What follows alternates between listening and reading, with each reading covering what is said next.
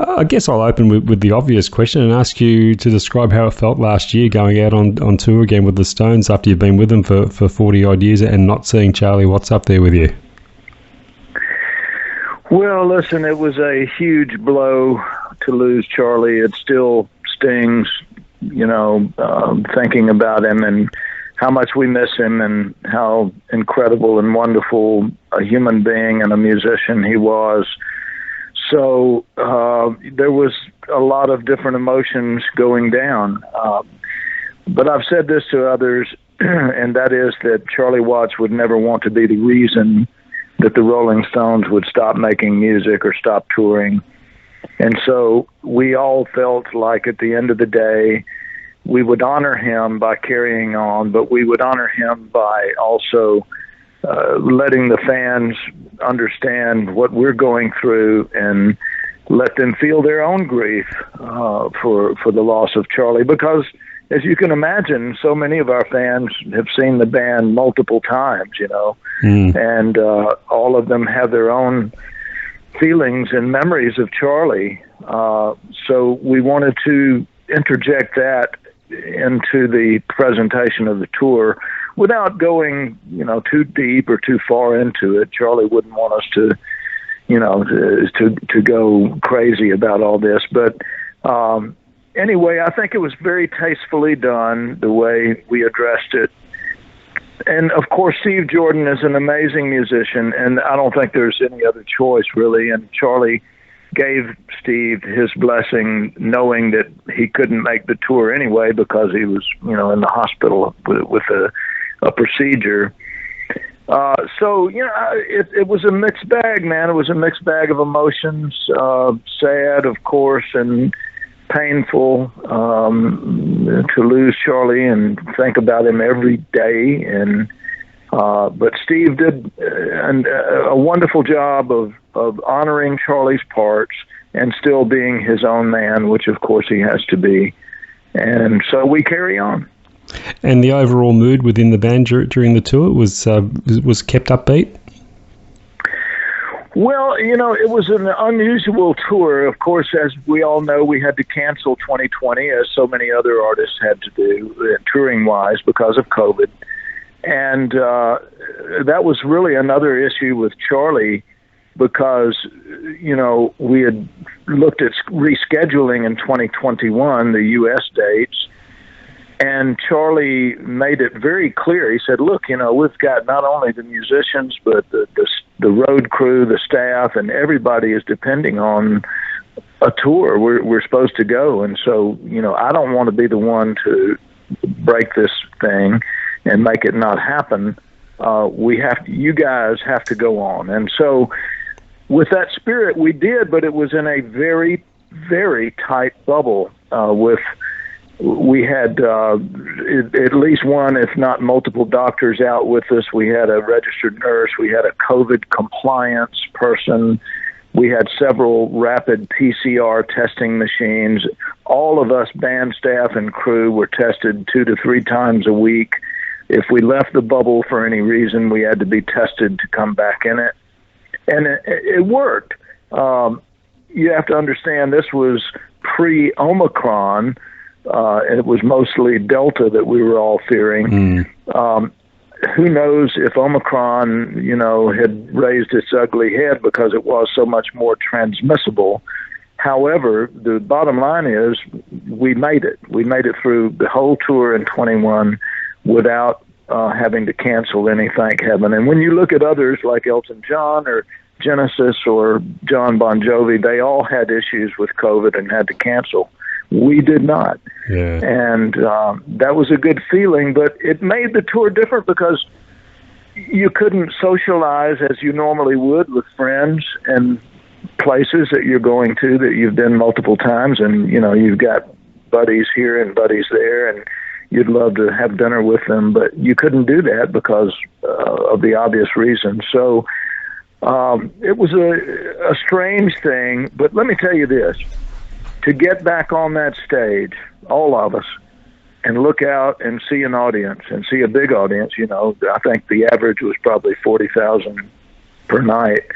and to see those smiles and to play the music and to get the feeling, that wonderful vibe back and forth, that was everything. It felt so good. It was such a relief, such joy, but it did make things very, very different to have to do it this way. Sure. Hey, going back to the beginning for you, I've seen it mentioned numerous times that being in the audience of a Ray Charles concert in your early teens was an inspirational moment that convinced you to want to make a career in music. Up to that point, before that night, how serious about music were you? Well, I had started playing the piano as a very young person, 5 or 6 years old. My mother played. I learned from her. She was not a teacher. She was not a professional, but she played, and I was the youngest of 3 children, and so oftentimes it was just she and I in the house when I was that age. And I just got so much joy out of asking her to play and watching her hands go up and down the keys and listening to the music. And she, sometimes as a sort of babysitting, she would get me up on the stool and say, well, Chuck, here's a little simple melody, here's a little chord structure, and why don't you just sit up here and mess around and play? And so the bottom line is that at that young age, music was very important to me and a joy and a pleasure for me. As I got older and I learned to play the guitar, I had my first band at the age of around 13.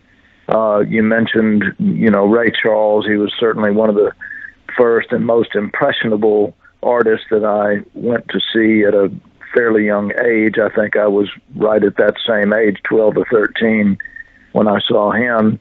Prior to that, my family had gone to New Orleans for my father's convention when I was even younger. I think I would have been maybe 8 or something. And it wound up that my father and I went to a club where Lionel Hampton was playing. And again, this was just something that moved me so much, to see this guy. Lionel played the drums, but of course he was known more for the xylophone. And he just was an amazing musician. I'll never forget being in that audience and seeing this band perform this incredible music. So, a couple of experiences, the Ray Charles experience, the Lionel Hampton, and others as I got older, inspired me to want to do this. Like after the Ray Charles concert, my feeling was, if I could ever be in a band, not necessarily just like Ray Charles, but if I could ever be in a band that moved me like this just moved me, that I could move someone else like this moved me. And so, that's been my goal ever since.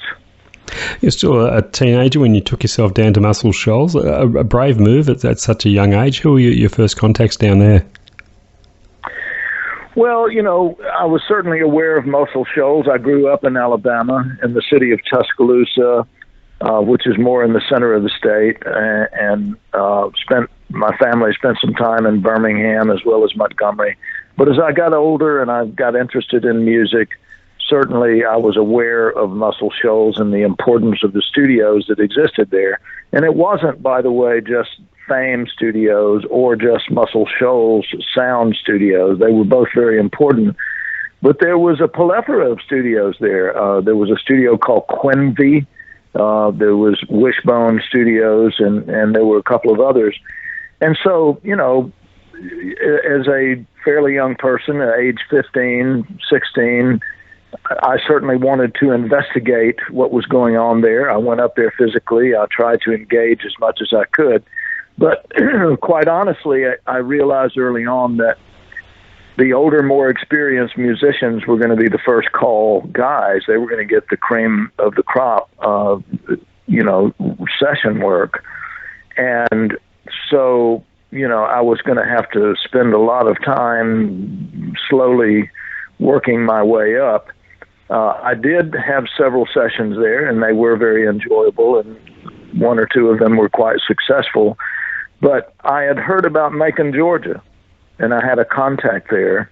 And when I investigated Macon, it looked like this was a much more open situation, that it wasn't going to require a lot of,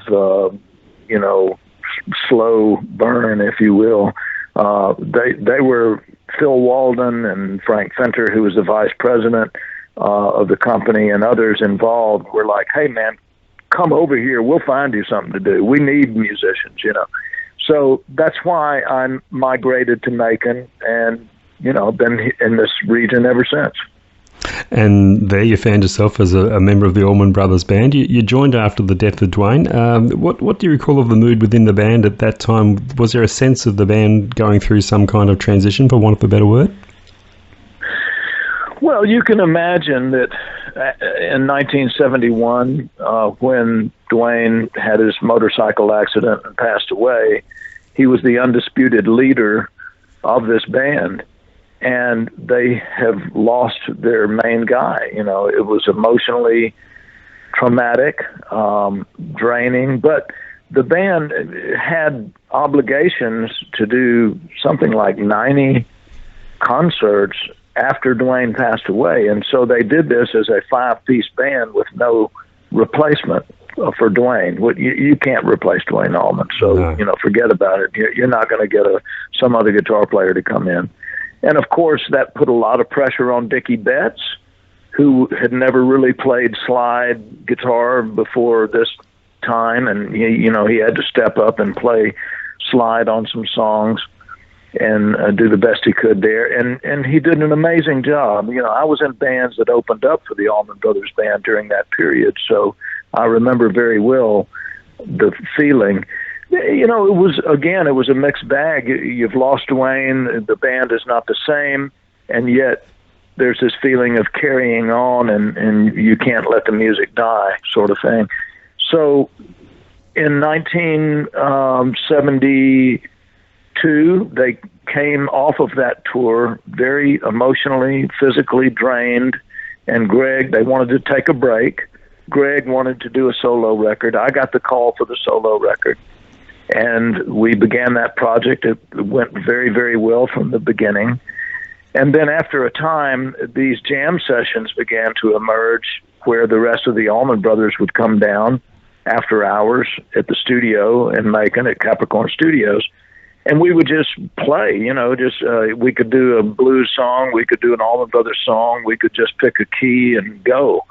And after, 2, maybe 3 weeks of this, it began to feel quite interesting, and I got a call from Phil Walden, who was managing the band, saying, I need to see you in my office, and I'm wondering what I did wrong, But I went in, and there's all the guys in the band.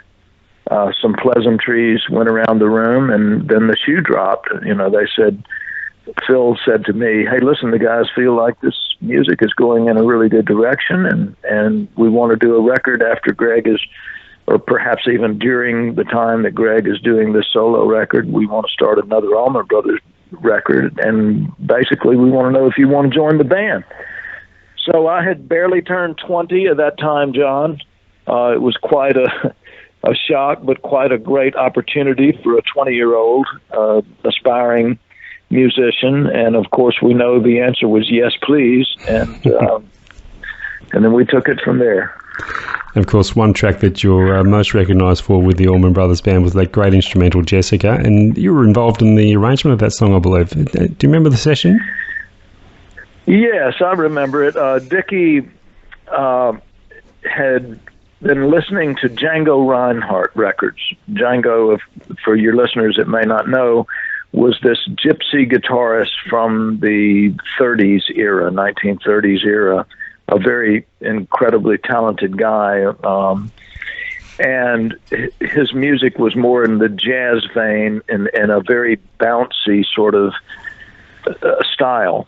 And so he was listening to Django, and he was watching his 2-year-old daughter, Jessica, at play, and he came up with the intro that we know that is on acoustic guitar.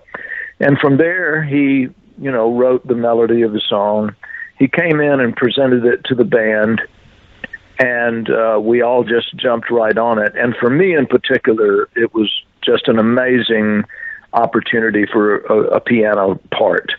And so I focused as best I knew how to do to help finish the song, develop the song. Of course, it's Dickie Betts' song, but I'm happy to say I did have some input concerning the arrangement, especially the transitions from the piano solo to the guitar solo, and here and there a couple of other things. So it became a signature song for me, and it's still amazing to hear it on the radio somewhere. Yeah. It still blows my mind after 50 years now. Absolutely. After your time with the Allman Brothers, did you have a clear idea what you wanted to do with the next phase of your career? Was it a quick transition to the band Sea Level? And did you have high hopes for that band? Well, you have to understand that we went through a very tough time at the end of the Allman Brothers. I don't know how much your listeners may know, but there was a drug situation involved, a drug bust, where Greg had been receiving cocaine from this pharmacist in Macon, and the authorities had found out about all this, and so they put the staff member in jail, and he went on trial, and Greg was forced to testify, which was a very awkward situation. And it caused a lot of stress within the band. And the bottom line is, that was not the only reason. There were other reasons as well. But the band decided to disband at least temporarily for a period of time. Well, the three of us, J-Mo, the drummer with the Allmans, and Lamar Williams, the bass player, and myself, had already started a little trio that we would play for fun, just experimenting, and no public shows, really, just basically jamming at J-Mo's house and some other social places that we got to play. And so when all this was going down, the three of us looked at each other and said, well, the band's breaking up. It's obvious. We could all go on our merry way, or maybe we can make something out of this, what we've started. And we chose the latter, and I suggested that we add a guitar, and my friend Jimmy Knowles, that I had worked with Dr. John and with Alex Taylor in previous years, I suggested that he come in, and he did, and he fit right in. And so that was the birth of Sea Level. And as you probably know, we were together for about 5 years with 5, maybe 6 records. And it was a great run. It was an experiment. We all enjoyed it. The personnel changed quite often. Well, almost from record to record, the personnel changed at least a little bit. We brought in my friend Randall Bramlett, who I'm still very close to today, and who is, I think, one of the greatest singer-songwriters of our era. In the Southeast, or for that matter, anywhere in the world. He's just a marvelous talent. And he contributed a great deal to songwriting and to his musical talents. And, we ran until 1980, in which it just became time to try other things.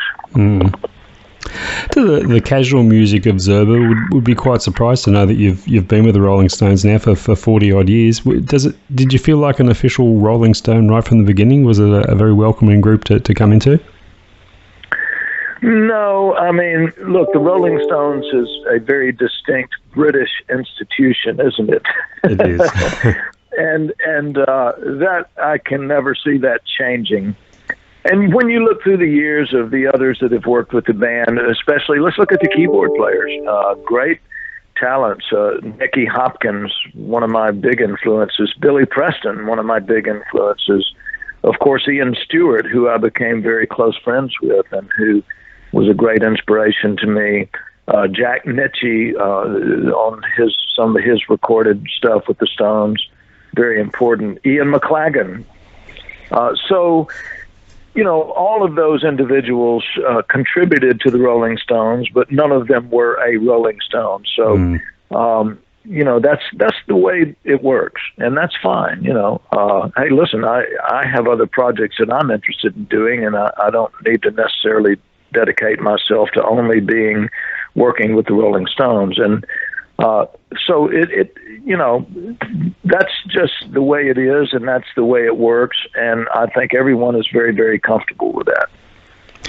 And of course, Ian Stewart would have been still around at the time that you joined them. You had a lot to do with Ian at the time?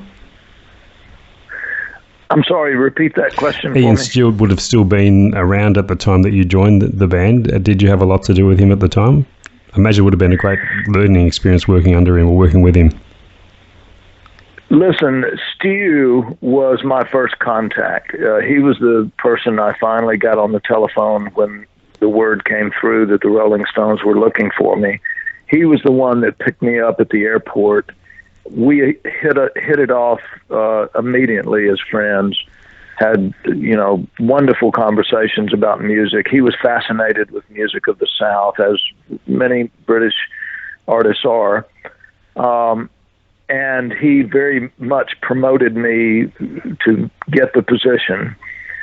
We became very close friends, and it was a devastating blow to lose him in 1985 when he had a heart attack and passed away.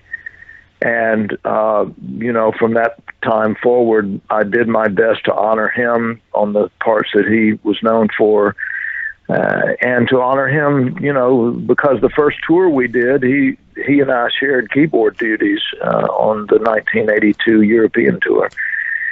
So we had a very, very close, a very, very strong, a very, very personal relationship. And I think about Stu all the time. If it weren't for Ian Stewart, I would not have this position. Touring with the Stones on the scale that they do must be incredibly demanding on them physically, and particularly at this stage of their lives. And I'm sure they don't need to do it for financial reasons. So what it is that drives them, I guess it's purely that connection with the audience? I tell people this statement. The Stones don't need to work. As you just mentioned, they're financially secure. But what do you expect them to do? To sit at home and watch TV? I mean, this is what they do. This is their life's work. This is what makes them tick. This is what gives them reason to get up in the morning and want to live and work.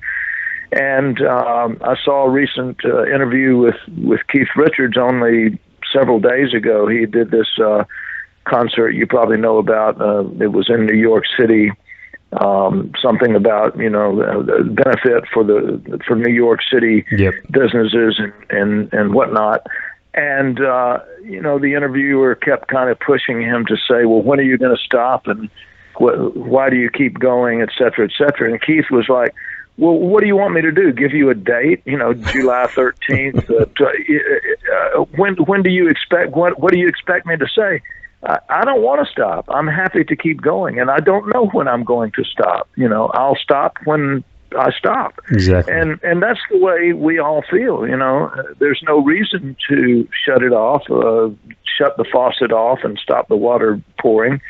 You go until you know.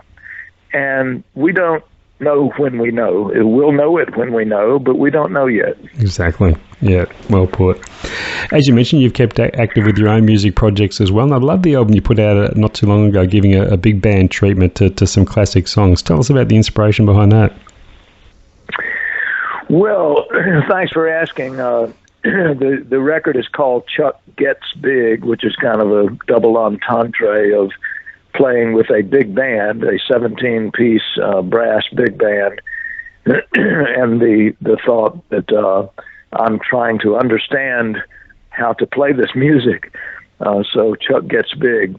It was actually a live concert that I did with the Frankfurt Radio Big Band, which is a fantastic band that is an ongoing entity in the Frankfurt, Germany region.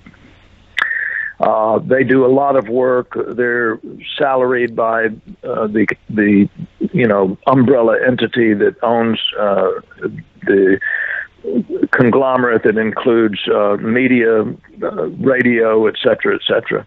And so they work all the time. And these guys are just phenomenal. I mean, because they work all the time, their chops are so strong. They're Johnny on the spot. There's nothing they can't do. They're just really excellent musicians.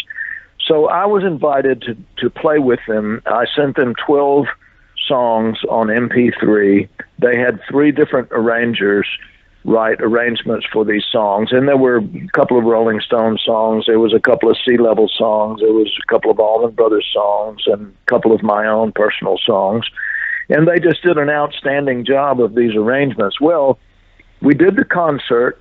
It was recorded multi-track, and I let some time go by, and I said, you know what, let me go back and listen to this.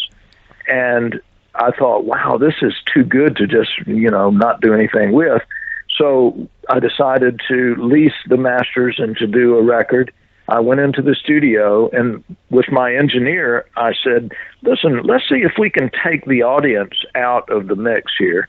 And it was so well recorded and everything was so well isolated that we were able to do that. We took the audience out, so you don't hear any applause, you don't hear any audience whatsoever.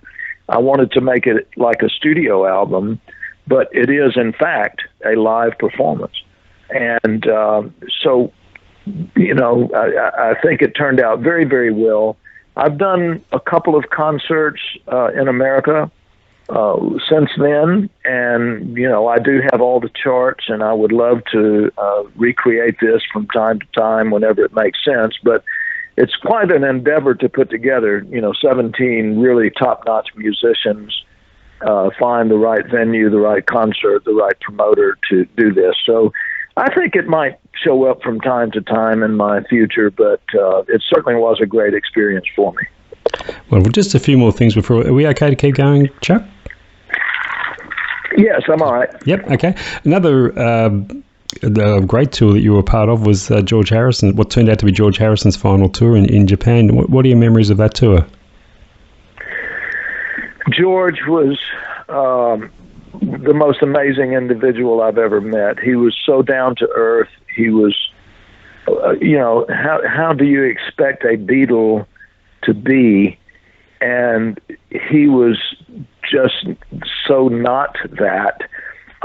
Just the nicest guy in the world. I mean, let's talk about his talent is absolutely off the charts, amazing. All the great songs he's written, all the wonderful work he did with the Beatles, all the wonderful work he did aside from the Beatles with his solo work. But my impression was that he was such a sweet man.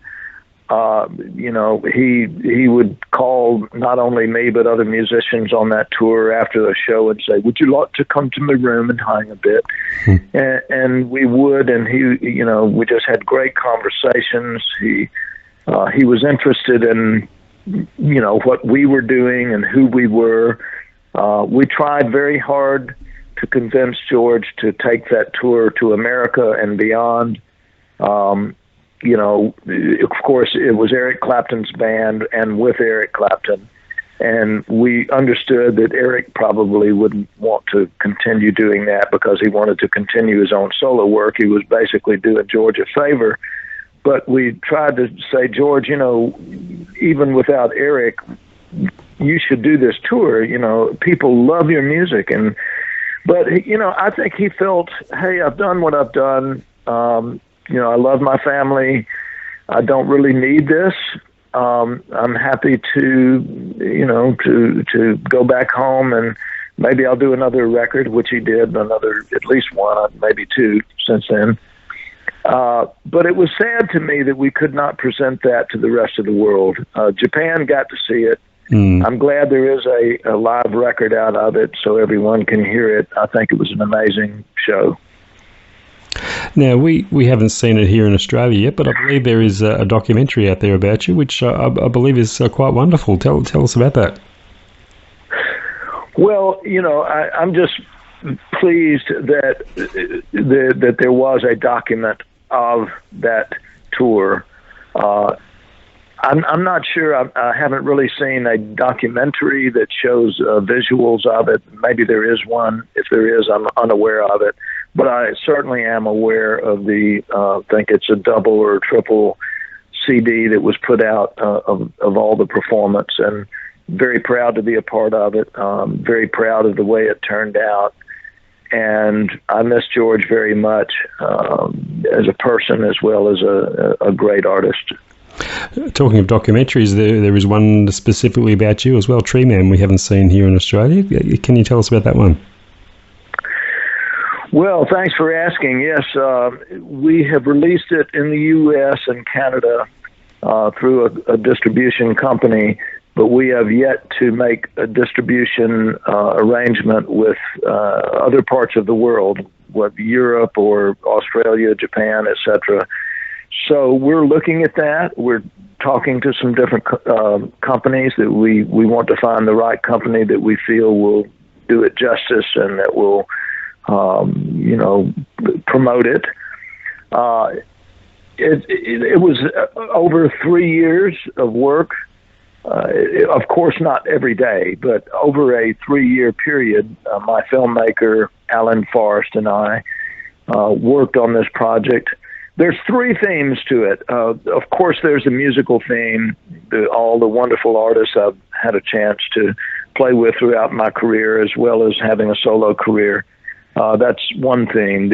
Another theme is my work in environmentalism, and specifically in the arena of forestry and forest management. And the third theme is a love story between myself and my wife, Rose Lane. We've been together now 49 years, been married 49 years. And so those are the 3 themes. And, of course, the love story includes our family as well, our 2 daughters and grandsons. So, that's what it's about. We were able to get interviews from all the Rolling Stones, Charlie Watts included. We had interviews with Eric Clapton. He was gracious to do a great interview. David Gilmour, who I worked with. John Mayer did a wonderful piece. Chris Robinson from the Black Crowes. John Popper from Blues Traveler. And a host of others, that I've had the privilege of working with. They were all very gracious to do interviews, talk about the experience of working together, and very grateful for it. And your love for the environment and conservation led to the founding of the Mother Nature Network too. What can you tell us about that? Yes, well, thanks for asking. Mother Nature Network was started about 12 years ago, and the goal was to put up a internet site that would have accurate and even-handed, non-political information concerning news, education about the environment. We were very successful through those years. About a year and a half ago, we sold the company to a company called Dot Dash that owns a lot of websites. And at the time, we had also bought a property called treehugger.com. And so the company that bought Mother Nature Network and Tree Hugger from us consolidated the two into treehugger.com. So there's no more MNN or Mother Nature Network. It's all treehugger.com. I'm still involved as a consultant with the company. I'm very pleased to work with them. I think this is extremely important work to get accurate information out to everyone in the world concerning environmental issues. So I'm working very closely with them, and I will continue to do so. And, it's part of my efforts in forestry and the environment. Fantastic. And just one last thing before I let you go. I know there's more touring ahead for the Stones, a European tour coming up we've just heard about. What else is coming up for you musically in the foreseeable future? Well, I just finished a very interesting project that is with 2 other great artists. One is Mike Mills, who was a founding member of the band REM, and the bass player. And the other individual is a guy named Robert McDuffie, who is a world-class classical violinist. And to cut to the chase, the idea was we would put together a concept of a night of Georgia music. All the songs were either written by Georgians. When I say Georgia, I'm talking about my state of Georgia, my home state here in America, or maybe songs that were about Georgia or made famous by Georgians. And we did this with Robert McDuffie's School of Strings in Mercer University. He has one of the most important schools for violin, viola, cello, double bass in America. And these students are just absolutely fantastic players. We had amazing arrangements. We did a live concert with 22-piece orchestra, all these songs, again, about the state of Georgia. And we have just finished a production that was filmed and recorded and will be available sometime in the not-too-distant future to the general public as a DVD or streaming or whatever. So we may continue with this and try to do this with orchestras in other parts of the U.S. or other parts of the world, perhaps. I think it's a really wonderful concept. It went over very, very well. We're in the process now of mixing it and doing the editing for the video, DVD, Blu-ray. And we shall see if maybe this is something we can carry forward. Wow. But of course, as you just mentioned, the primary focus right now is I'll be leaving very soon to go start rehearsals with the band and do the European tour. And who knows what lies in the future beyond that tour with the Rolling Stones. I mean, as we were talking earlier, there's never been anyone from the Rolling Stones to say, "Hey, you know, this is it. We're finished now." And even though this is a celebration of the 60th anniversary, it doesn't necessarily mean that it's over with. So, you know, there could be more things in the future. Well, we certainly hope Australia will be on the cards. I'm sure you wouldn't be able to tell me even if you knew, but we'll certainly keep our fingers crossed that it gets down here as well. I miss Australia. I love Australia. I hope I get to come back in some capacity, whether it's with the Rolling Stones or as a solo artist or with another band. I miss you guys. Thank you so much for being fans. Thank you for following my career and the career of the bands and artists that I've had the privilege of working with, John. No, thank you for your wonderful contribution to some of the music that we all grew up with and love and still do to this day. And I'm sure there's plenty more to come yet. Thanks so much, Chuck, for being so generous with your time. Okay, mate. All the best. You too. Take care. Take care. Bye.